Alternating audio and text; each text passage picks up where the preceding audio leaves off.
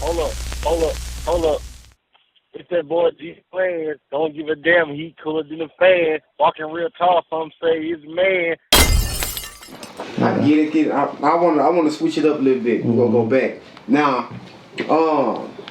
I say it had to be probably a couple years ago. Was it 2 years ago? You had hit me up, be like, "G, I got Lil Ivy, son. I'm mentoring them. When you come out here, I want to set it up." Right. I never got a chance to come to Atlanta, but at the time, I don't think he was just rapping. He was in preparation to become a star. Yeah, he was on the couch playing Call of Duty and all that shit. Yeah, that's what he was doing. But then I called his mom. I'm like, man, you see your baby trying to do all this stuff. We need to put him in the studio. Yeah. And she was like, he out of town right now. When he come back, then I'm gonna bring him to you. Yeah. So boom, that's how it started.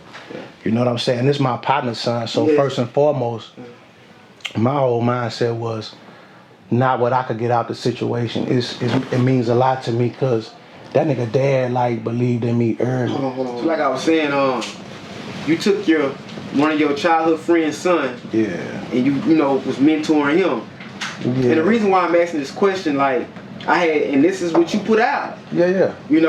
I guess some money wasn't paid or something like that to you. Yeah. And like I say, I wasn't going into the situation on what I could make out of it. Yeah. You know what I'm saying? Ivy Jr. birthday 4/26. His daddy's birthday 4/2. So you see what I'm saying? He didn't meet his dad, so he died a few weeks before he was born. So to me, that made it even more of a sentimental value. This a nigga who believed in me, you know what I'm saying, early. So what more could I do than to try to help his son, you know what I'm saying, get a deal, whatever. And dude loved rapping. He looked like, you know what I'm saying, like we really was like that, like I looked at him more like a son. So when he went left on me, it hurt me more than anything because, I looked at him more than, you know what I'm saying, like, nigga did a lot for his career as far as recording, picking him up, dropping him off out of town, paying for stuff, you know what I'm saying? Yeah. And the dude left, he used to have all this shit logged in my phone. Yeah. So all your accounts logged in my phone and you sitting there talking about me to a nigga who trying to get you to sign to somebody else. And you sitting up there talking about me with him. I felt like that was pussy shit. You know what I'm saying? So at that point, it's like, boom, you left money on the table. And I knew when he got his advance, I ain't really want to ask him for nothing because it's a child. He never had that much money. So I'm like, boom, let him do his thing. I'm already doing me regardless. So it wasn't about the money, it's about the principle. You feel what I'm saying? A nigga went left on a deal on something we built together and you let somebody else, you see what I'm saying, like pretty much talk you out of a good situation and now that shit done went backwards. Man, and sometimes you think about how old is he, 15, 16 years old? He just made 17. 17. I still love him, you know what I'm saying? Like for real, that's my baby, you feel what I'm saying, to me. But he just, as a young teenage man growing up, as a young black man, I understand how hard it could be. Then you didn't have your father all this time. I run shit a certain way. I don't play. You feel what I'm saying? So I'm gonna look at you like if I'm looking at you like my son, it's certain shit I ain't gonna accept from a young nigga anyway. Yeah. So you know what I'm saying? I felt like he wanted to be embraced by some other niggas that he thought had his best interests at heart, and that shit just ain't working out like we thought it was, but yeah. I don't feel no kind of way now, but I still want my fucking money. I get it, man. I get it, cause like I said, I like what he got going on. I like his whole image. He has it. He has something. You know what I'm saying? Yeah, and he can't take that back of what I taught him. You know what I'm saying? Like, fool in jail ain't teach you that. You know what I'm saying? I taught you that. So he was coming to the studio rapping a certain way, and I'm showing you how to put your shit together, helping you with bars and all that shit. Artist development is serious. Yes, for sure. So I gave you a jump start.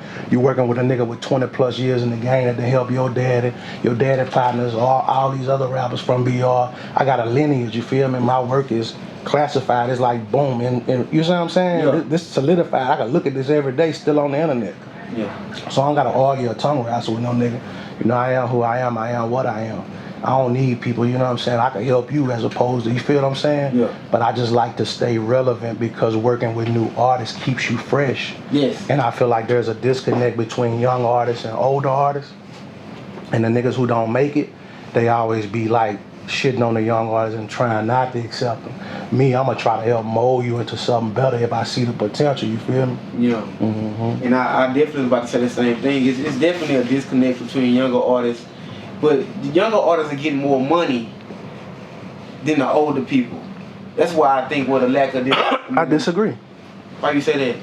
Because think about when people had, like, okay, somebody like T. Tucker. Okay. Remember a couple years ago when Get the Gat got famous again? T. Tucker back out there doing shows and all that shit. This song was fucking 20-something years old. Yeah. So if you have a catalog and you putting your shit back out, you see what I'm saying? You have the potential to get that same earning. Your catalog already defeating a young person's catalog because they just starting out. So if you got way more songs and now you putting all your shit back out there, boom, you back in the game, for real, for real. Right, you right about that. I want to ask you this. I'm gonna go back to Lil Ivy.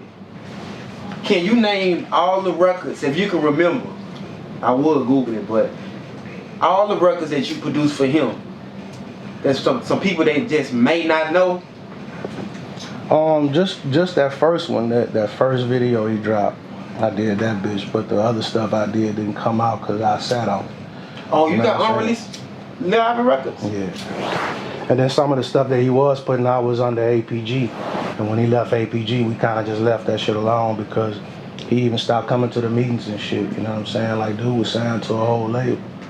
You know what I'm saying? And that's bad business. People are like, why you ain't put him under contract? If you walked away from a contract of motherfuckers who been doing this with high power lawyers and you ain't give a fuck, I know you don't give a fuck about whatever paperwork I would have had established. For sure.